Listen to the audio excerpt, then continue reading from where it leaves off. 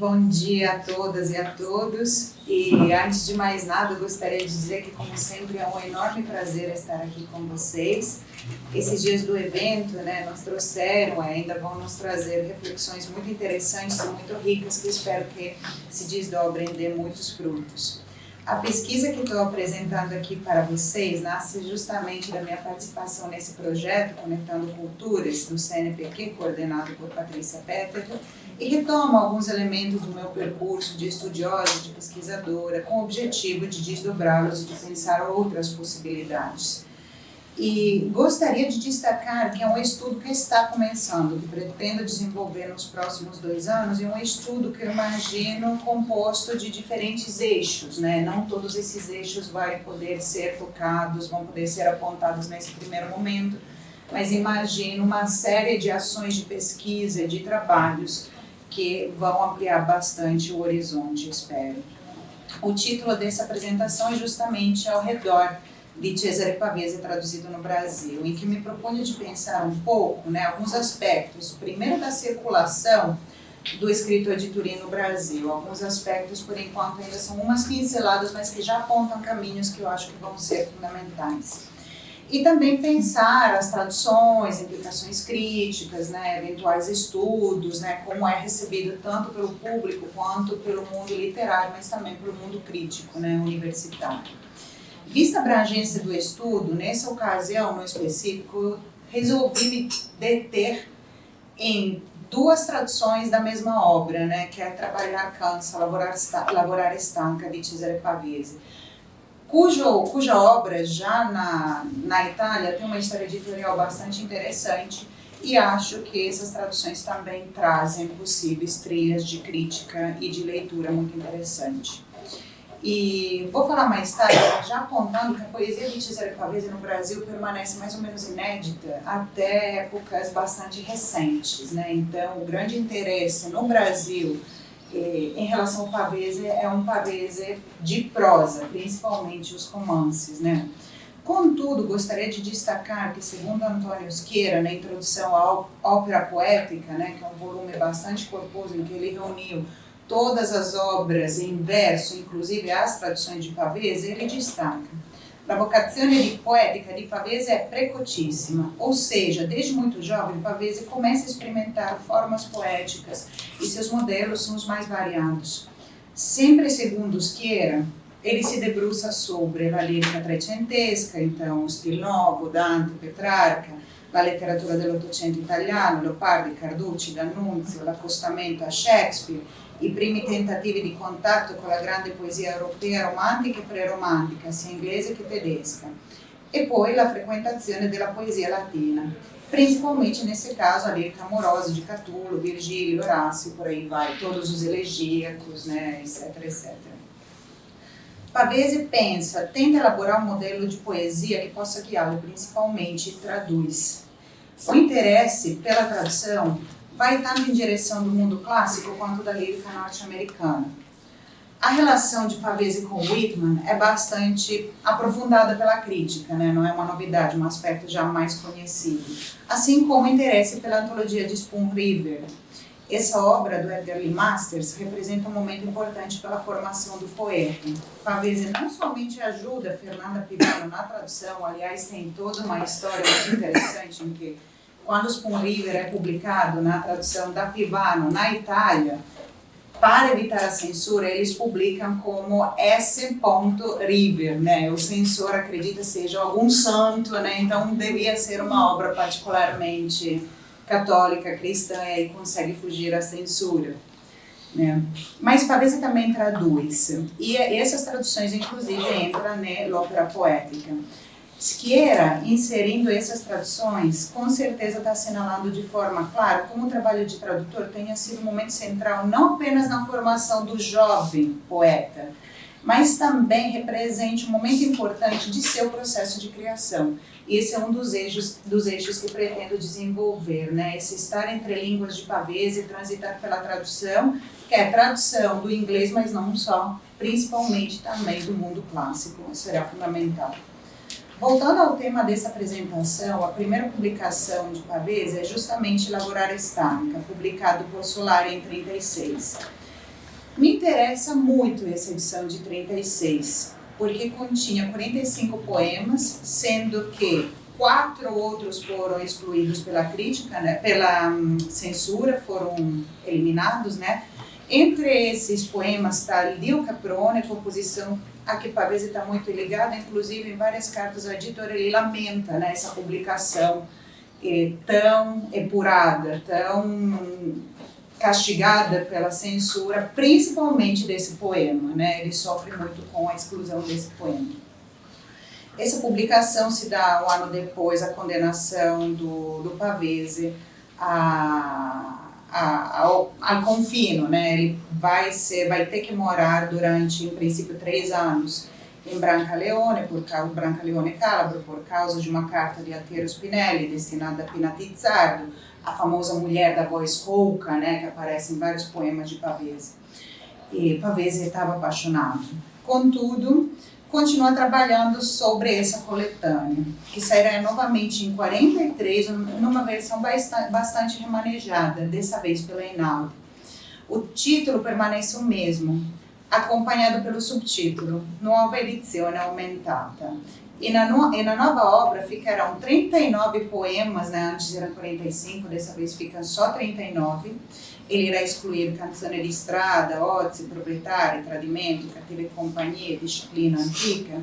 E a ele será acrescentado 3 dos 4 poemas censurados, e o tal do Lio Caprone, que ele tanto queria que entrasse, e 28 novos poemas, cuja composição remonta ao período entre 35 e 40, começando então antes da publicação do primeiro Laborario Stanca. É interessante que a conclusão do volume, que agora passa a conter 70 poemas, Pavese acrescenta 2 textos em prosa, com claras intenções autoexegéticas e autoexplicativas. Ou seja, o que me interessa nessa passagem de uma obra para outra é a operação programática que o Pavese está fazendo. Ele sistematiza, organiza, detalha, tenta dar uma visão crítica de si e de sua obra, e além disso, tenta criar uma imagem de poeta. Ele está construindo a própria imagem de poeta, descrevendo o nascimento do seu verso, principalmente em Il Mestiere di Poeta, e propõe possíveis caminhos de leitura para esse bloco de novos poemas que foram escritos entre 35 e 43 e 40, a propósito de alcune poesie ancora non scritte. O controle de Pavese sobre sua obra, nesse momento, é absoluto, é enorme. Percebe-se um grande esforço organizatório, em que nada parece ter sido fruto do acidente do acaso. Assim, a isso precisamos acrescentar o fato desta ser a primeira e a última publicação poética em vida do autor. Ou seja, é a única publicação que temos em que é evidente o gesto autoral de organização do próprio material. Se desconsiderarmos o grande núcleo de La Terra e la Morte, publicado em 45, em uma revista, mas que, por exemplo, nem encontra uma organização em volume. Só será publicado depois em 51, postumamente, por Calvino, Mila, no famoso Verrà la Morte para i tuoi occhi. Ou seja, nesse sentido, essa edição de 43 é a única que nos dá informações específicas e controladas pelo autor acerca de seus interesses, seus objetivos e, principalmente, da imagem que quer se criar de si e da própria obra. Quando a gente olha para o cenário brasileiro, a partir de uma pesquisa nos acervos dos principais, né, jornais nacionais, é possível notar alguns fios condutores. O que já estava falando para vocês, é muito difícil encontrar notícia dos poemas, principalmente em épocas mais antigas, em décadas mais antigas. Só mais recentemente a gente consegue ver mais poemas do Pavese circulando e mais apontamentos, né, sobre as obras poéticas. A primeira ocorrência do nome de Pavese está no jornal do Rio de Janeiro, no dezembro de 48, anunciando, por exemplo, prêmios, nesse caso era o Prêmio Salento, para o romance e Compagno. Nesse caso específico, eu estou lembrando da apresentação de Fabiana Assini, que também tem o Vittorini. Tendencialmente, nessas primeiras décadas, os nomes desse grupo aparecem quase sempre juntos, né? Então, tem-se um interesse geral por esse grupo da Einaudi que a pouco vai mudando, né? E sucessivamente encontramos matérias destacando sua atuação como novelista, sua relação com Vitorino e Calvino, justamente, o engajamento político, que é outra questão que, por exemplo, encontrei muito na fala da professora Patrícia, né? Como esses poetas são lidos também à luz de um certo engajamento político, que pode ser também não lido de forma objetiva, né? Digamos assim. E uma relação com uma espécie de realismo mágico piemontês, né? Encontrei essa expressão que, se não me engano, é do Carpo, né? Então, essa é uma questão particularmente interessante, com que logo antes dessa fala eu estava conversando com o professor Alejandro, ele estava me falando de toda essa importância no mundo da América Latina, e há vários críticos que pensam, né, que esse ano de solidão não seria possível sem uma leitura do Pavese também. Então, tudo isso é particularmente interessante, acho que é um material para pesquisas de fôlego também. Além disso, é importante destacar a ressonância que teve na imprensa o anúncio do filme de Michelangelo Antonioni, Le Amiche, né, que é livremente, né, inspirado no conto Tra donne sole. Essa relação com o cinema, aliás, é outro braço dessa pesquisa muito interessante, porque chama atenção, claro, cúmplices algumas considerações que o próprio Pavese elabora no texto a propósito de Lavorare Stanca. É possível encontrar diversas matérias apontando o autor piemontês como uma espécie de mestre inspirador do neorrealismo italiano, né, como se fosse uma espécie de centro de todo o neorrealismo. Nesse contexto, resulta evidente que a imagem de Pavese, poeta, fica longamente em segundo plano, né? E dificilmente há menções, e quando temos, são normalmente na direção de preferir as obras em prosas, preterindo as obras poéticas, né? O engajamento político, eu já disse, é um dos grandes temas. As implicações sociais, né? Então a gente vai ver a questão da cidade, do campo, né? Do trabalhador assalariado, etc, etc. E principalmente alguns recursos de narrador, como eu já disse, o Carpo escreve diversas matérias sobre isso. Como destacou a Fabiana Assini, há um interesse, num dado momento, pelo grupo da Einaudi como um todo. Encontrei uma matéria de 87, e aí já vou passando progressivamente para o próximo ponto, na Folha de São Paulo, uma matéria assinada por Silvia De Salvi, em que ela faz as seguintes afirmações. Pavese estreia com os poemas de Lavorare Stanca em 36. Póstuma foi publicada outra obra de poesia, né, Vera la morte avrà i tuoi occhi, mas a atenção do leitor italiano estrangeiro será completamente conquistada, mais que pelos versos, pelos contos e principalmente pelos romances, breves, mas densos de vida, de sofrimento, de representação de uma sociedade. Então, essa posição crítica de Silvia De Salvi parece corroborada quando olharmos para o panorama das traduções. Quando a gente olha, por exemplo, no Dicionário Bibliográfico de Literatura Italiana Traduzida, nós vemos que as primeiras traduções chegam na década de 80. Então, temos A Lua e as Fogueiras em 86, de Sérgio Lamarão. Em 87 temos O Belo Verão, 88 Mulheres Sóis. O Ofício de Viver também, sempre no 88, traduzido por Homero Freitas de Andrade. Ou seja, parece que realmente no momento da redemocratização no Brasil, há um grande interesse pela obra de Pavese, principalmente a obra cujas leituras são mais congeniais, são mais interessantes para pensar o tipo de momento político que está se vivendo. Né? Após esse momento, né, após esse final da década de 80, porque na verdade é um momento muito rico, que entre 86 e 88 saem diversas traduções, após esse momento tem uma espécie de resfriamento editorial, sendo que a sucessiva tradução será o de Nilson Moulin, em 2001, de Diálogos com Leucó, e uma retradução de A Lua e as Fogueiras. Aliás, essa obra Diálogos com Leucó é bastante interessante porque representa um pouco único na história do Pavese, é muito diferente e apresenta algumas características que chamam bastante atenção. Nesse mosaico, enfim, chegamos à tradução das coletâneas poéticas em 2009 com Lavorare Stanca, A tradução é assinada por Maurício Santana Dias, com o título Trabalhar Cansa, pela Cusack Naifi.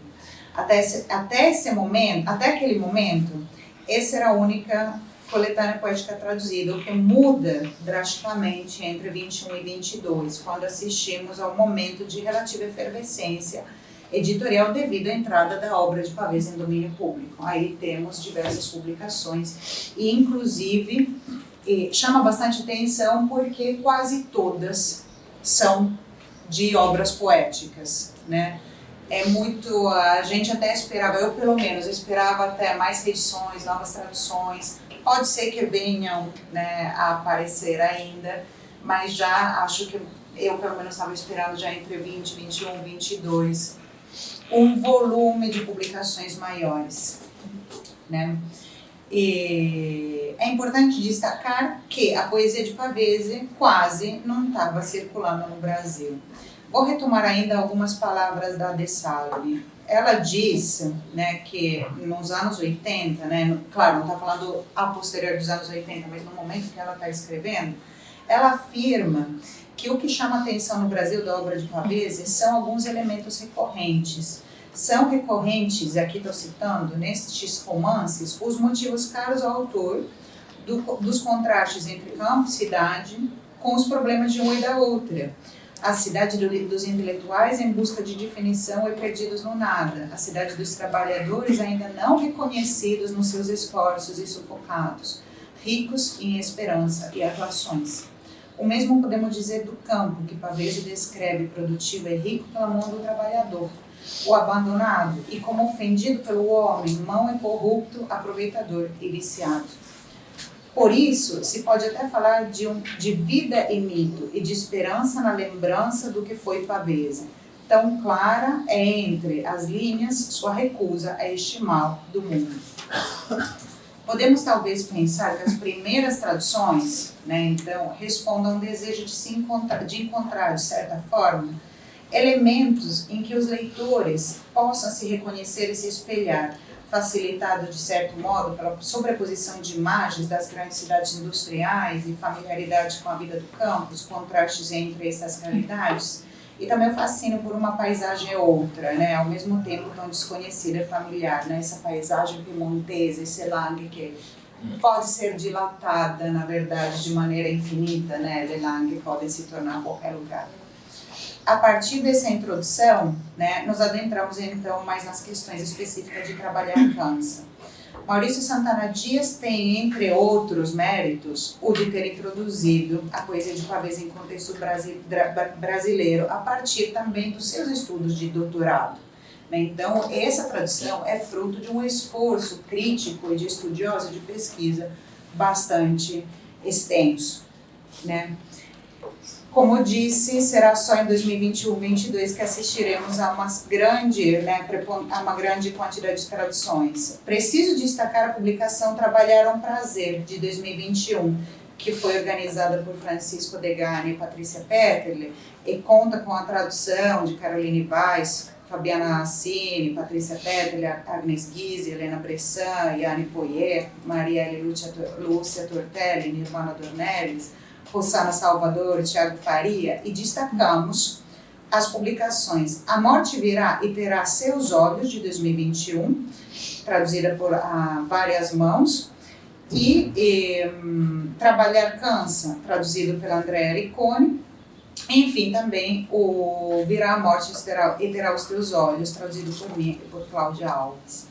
Além disso, há a retradução de Maurício Santana Dias pela Companhia das Letras, né? A obra dele que estava com a Cusack, a Companhia das Letras comprou o catálogo. Entre as obras que comprou do catálogo da Cusack está o Trabalhar Cansa. Inclusive, pensando também numa coisa que a Fabiana disse, o Trabalhar Cansa da Cusack está com um preço inalcançável, né? Virou um objeto de colecionador, praticamente. Né? E a poesia de Pavese, me perdi. Ou seja, nos últimos 2, 3 anos, assistimos a um crescente interesse pela obra poética. Se até 4, 5 anos atrás, a proporção entre obras em prosas e obras poéticas estava completamente, né, pesando pela prosa, nesse momento a poesia é quase o gênero que mais está, de certa maneira, que mais expressivo entre as traduções de Pavese. E a poesia de Trabalhar Cansa também apresenta alguns elementos interessantes, parece fugir de um certo hermetismo impenetrável, permite leitura, sobreposições, possibilidade de espelhamento, e parece poder acolher novas camadas de significação, um pouco, né, sempre em consonância com os romances.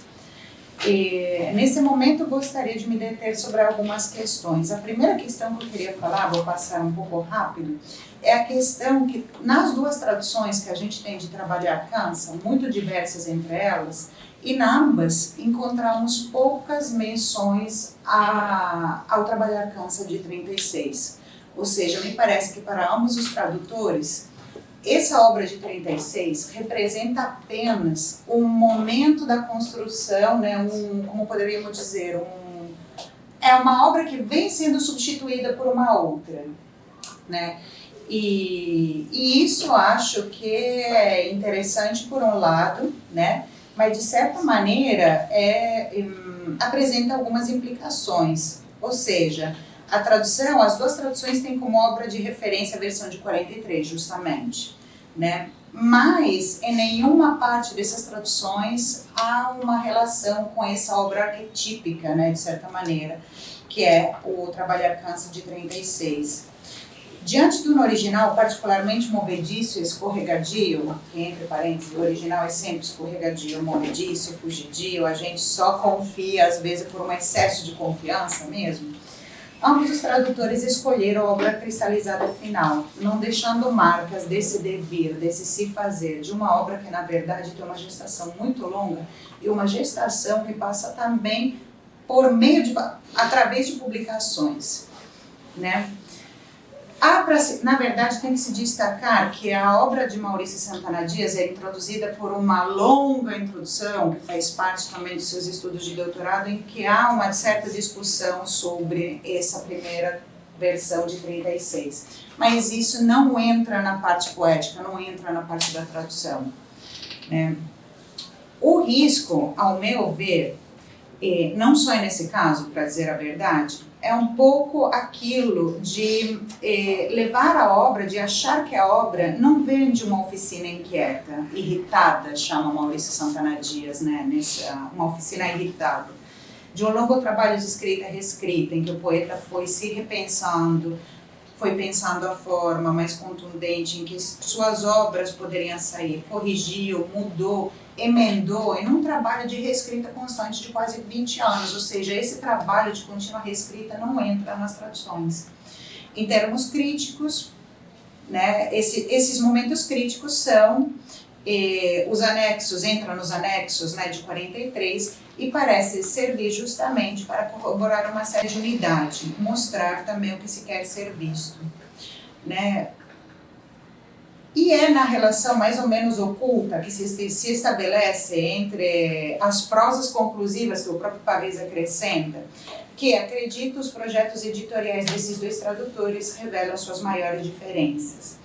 Por exemplo, Maurício Santana Dias, no longo estudo que precede a obra, né, discute esses textos, se distancia do Pavese crítico de si mesmo, por exemplo, em alguns momentos, e ele afirma que o ofício do poeta, né, ele afirma de fato que os textos de Pavese não seriam tão confiáveis assim, né? Ele traz, né, na tradução que ele faz do ofício de poeta, vou citar um trechinho das duas traduções. É o do Maurício, que diz assim: além disso, é o Pavese que está falando, criaram um verso. O que juro não fiz de caso pensado. Naquele tempo eu apenas sabia que o verso livre não me era congenial devido à exuberância caprichosa que ele costumava exigir da imaginação.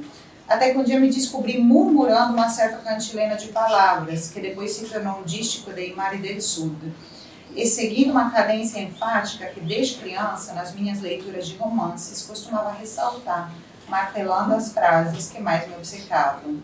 O mesmo trecho na tradução de André Ariconi fica desse jeito. Além disso, havia criado um tipo de verso para mim, o qual, juro, não fiz de propósito. Naquele tempo, sabia somente que o verso livre não me agradava pela desordenada e caprichosa abundância que costumava esperar da fantasia. E me percebi um dia a resmungar palavras, o que se tornou depois um dístico de Os Mares do Sul, seguindo uma cadência enfática que desde criança, nas minhas leituras de romances, costumava marcar, murmurando as frases que mais me obcecavam. Aqui seria interessante, inclusive, pensar essa relação entre murmúrio e resmungo, né? Como isso passa, né, na tradução. Esse breve trecho aqui proposto não serve para dar um exemplo das diferentes abordagens, né? Por exemplo, Dias não acredita nessa suposta espontaneidade de intuição, descarta isso da maneira mais absoluta, né? Na sua introdução, afirma com uma certa contundência que em Pavese nada acontece por acaso. Ele, por exemplo, fala que na gestação de elaborar Estanca, Pavese afastou-se pouquíssimo do ritmo que ele próprio inventou para si, uma cadência quase sem variantes, a pontuar do início ao fim os poemas do livro com ostinato rigore. Ou seja, esse ritmo interno que Dias destaca como ostinato, anapéstico, sempre igual a si mesmo, incessante e presente ao longo de todo o texto, exclui qualquer tipo de espontaneidade, né? Pavese está procurando sua própria dicção, contra o caos da poesia moderna, mas sem se sentir atraído por uma volta ao passado.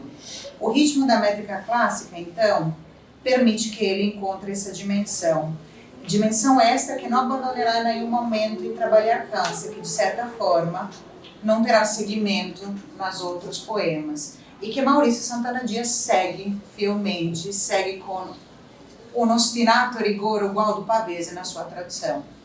Ricconi, pelo contrário, destaca em sua nota tradução que para ele, ou seja, para Pavese, a poesia não parece ser um processo racional, fechado, matemático. E mais, a estética de Pavese, portanto, parte do gosto, da experiência poética cotidiana, da fala, do dialeto, da simplicidade que não se restringe às formas demarcadas pela tradição. Ou seja, resulta evidente, desde as primeiras linhas da nota de Ricconi, que os pressupostos dessas traduções são muito diferentes. E isso se explicita de maneira clara quando analisarmos as traduções. Obra de Dias, graças à profundidade, né, do amplo estudo crítico, se torna mais densa e não deixa de ser bilíngue, pelo menos na parte dos poemas. A coletânea de Ricconi é mais ágil, os poemas são só em português, e o livro é de menor tamanho, quase como uma edição de bolso, ou seja, dois projetos que partem, posso até mostrar aqui, partem de dois pressupostos muito diferentes, né? Perdi. Mais acadêmico um, mais fruível o outro. Filologicamente mais cuidadoso o primeiro, contudo, mais legível e cativante o segundo, mais atual talvez.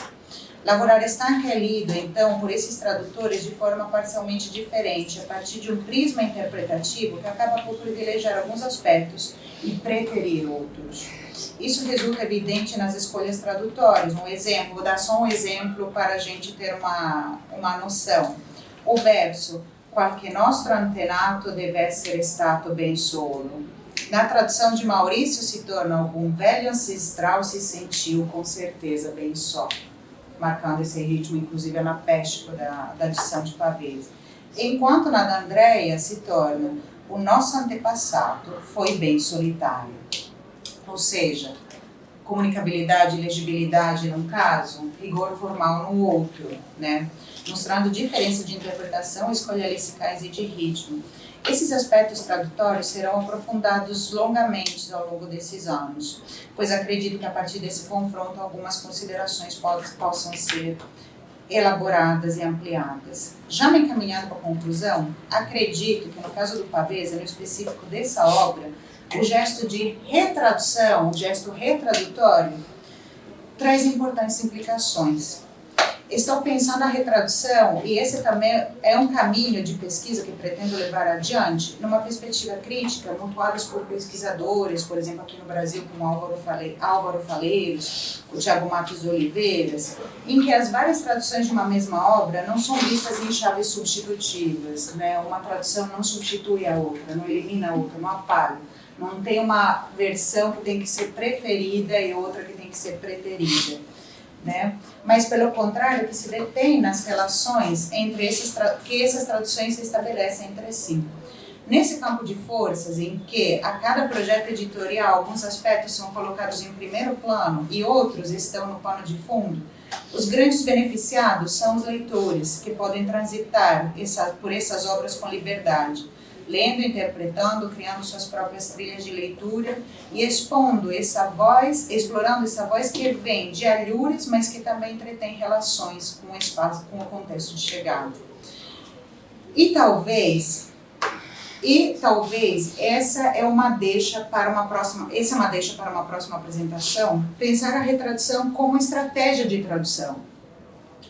Pensar o trabalho de tradução como camadas que se sobrepõem, se intersectam, se misturam no subsolo que, a partir desse gesto plural, se faz cada vez mais fértil, ou seja, adotar a retradução como uma estratégia também de possíveis traduções. Ao final, e aqui vou pegar emprestadas mais uma vez as palavras de um grande poeta tradutor que me acompanha há muitos anos, que é Giovanni Raboni, que nessa frase está pensando o seu próprio gesto retradutório, né? Raboni traduz 5 vezes, né, Les Fleurs du Mal, de Baudelaire, e só não traduz mais porque morreu, senão teria traduzido mais um pouco, né? E ele afirma: e se non fosse, nei confronti del lettore, una pretesa evidentemente fuori luogo, mi piacerebbe che non a questa o a quella delle mie versioni, piuttosto al loro insieme, all'immagine complessiva e dinamica che diacronicamente ne risulta, si guardasse come la mia proposta di lettura traduzione delle Fleurs du Mal e delle altre poesie di Baudelaire. Tradução e retradução, nessa perspectiva, se torna um trabalho sem fim, possível sempre de novos desdobramentos, novas leituras, que não anulam as anteriores, mas alimentam as novas possibilidades interpretativas e tradutórias. É isso. Muito obrigada.